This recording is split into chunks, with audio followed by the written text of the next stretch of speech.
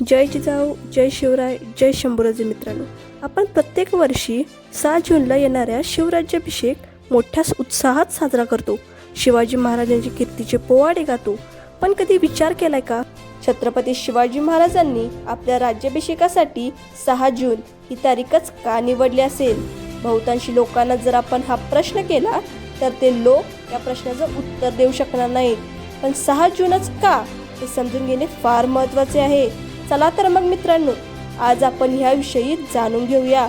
छत्रपती शिवाजी महाराज हे रयतेचा राजा या नावाने खूप प्रसिद्ध होते.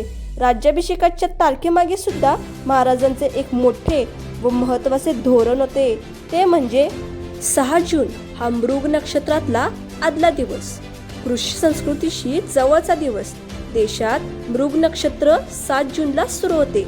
त्यात काहीच बदल होत नाही. महाराष्ट्रात, कोकणासह सगळीकडे शेतकऱ्यांच्या पेरण्याच्या मृग नक्षत्रात प्रामुख्याने होतात. म्हणजेच शेतीची कामे 7 जून पासूनच सुरू होतात.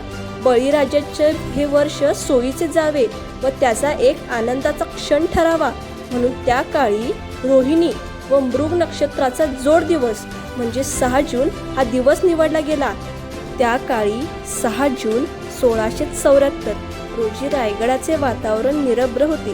पाऊस नव्हता. शेतकऱ्यांना पण सोयीचे होते. शेतकऱ्यांना आपल्या राज्याभिषेकाला येण्यास सोयीचे होईल याचाच विचार करून महाराजांनी आपला राज्याभिषेक 6 जून या तारखेस ठरवला. यालाच म्हणतात महाराजांचा दूरदृष्टीपणा. यालाच म्हणतात महापुरुष. माहिती आवडली असेल तर चॅनलला लाईक, शेअर अँड सबस्क्राईब नक्की करा.